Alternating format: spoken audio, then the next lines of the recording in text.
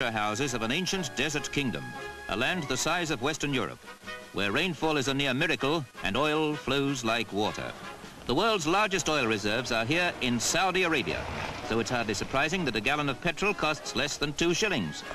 Cheap maybe, but there's no one-way route to luxury living in this scorching corner of the earth.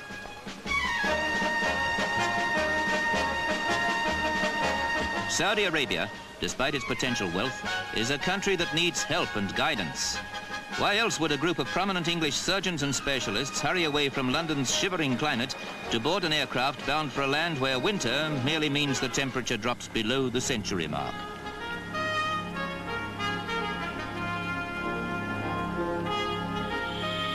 Organized by the International Cultural Exchange, the visit is designed to advise and encourage the still inadequate Saudi medical service. And whether it's a hospital in London or the capital, Riyadh, the urgency for expert attention is just as great.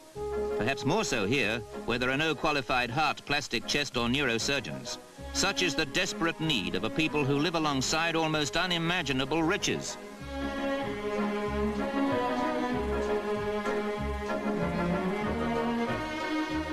Eye infections are so common that operations are often performed in the patient's home. Many sufferers can be cured if treated at an earlier stage, and for one young Arab prince, examination by an English specialist may prevent the tragedy of blindness.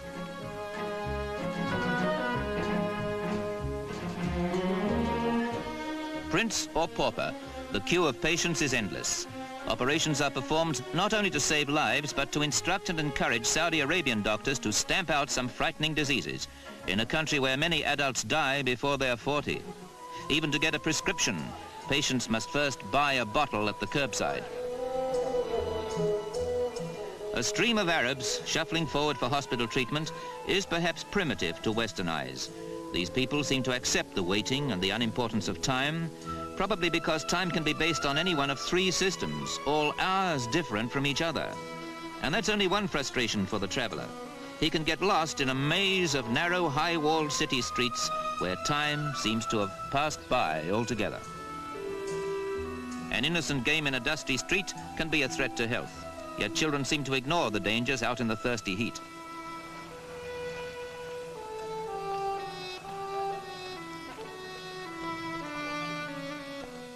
But no, this tour back into history and legend is jolted forward into the 20th century by the sight of Saudi Arabia's latest landmark, the TV studios. And there's almost a big screen atmosphere about a visit to the palace of King Faisal, the immensely rich monarch of this desert kingdom.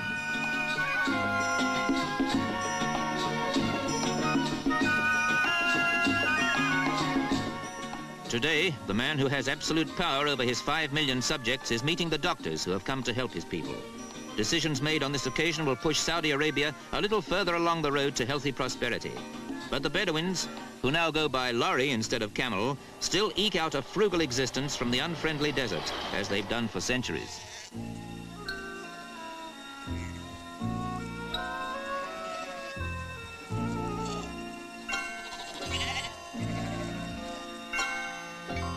Somehow the nomadic tribes manage to survive in this scorching sea of sand.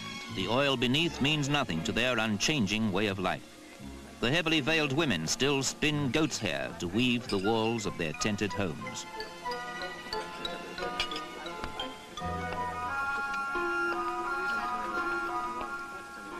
The Bedouins are a fierce, proud people, often resisting attempts at resettlement. They wander across an uncharted wilderness, ignoring the extremes of temperature. Tribal customs are always upheld.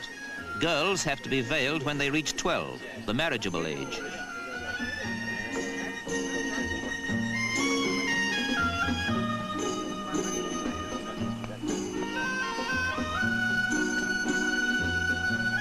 There is, of course, the high-style Bedouin life tasted by the off-duty doctors.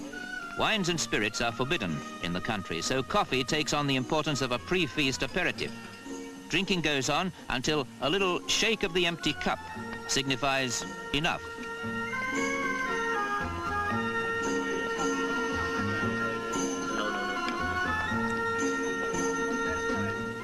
All the Bedouin courtesies and rituals are observed. You take off your shoes before sitting down to a communal dish of roast sheep dressed with rice and whole chickens. The idea being to tear away at the meat and roll it into balls of rice. A feast fit for a king. But this time it's Prince Abdullah in the place of honor.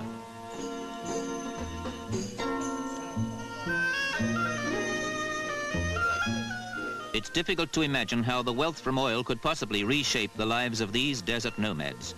The goat market is much the same as it was in the days when the whole country was just a blank on the map.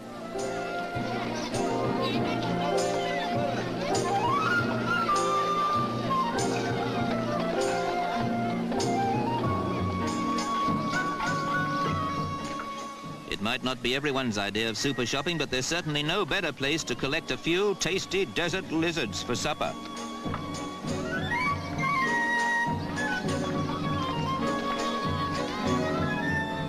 Saudi Arabia cannot ignore or escape the domination of the desert, yet there are isolated places where it blossoms into jungle lushness. An oasis like this, carefully irrigated, can produce root crops and a rich date harvest.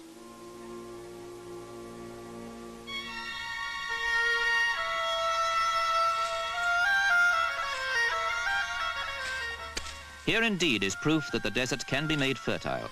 It's a favorite site for tribes who pitch their tents in such unexpected greenery. Some even build small huts for a longer escape from the open desert.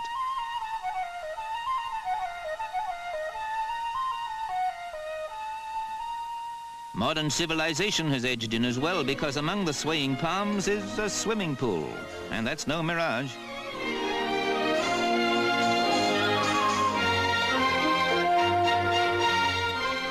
A land of too little water and too much oil. That would probably describe the dilemma of a country which is only just realizing its importance in the 20th century. Those treasure houses in the desert may represent great future wealth, but that's not enough. Saudi Arabia needs expert advice and encouragement. Just in fact what the doctors ordered, and by their goodwill example, underlined.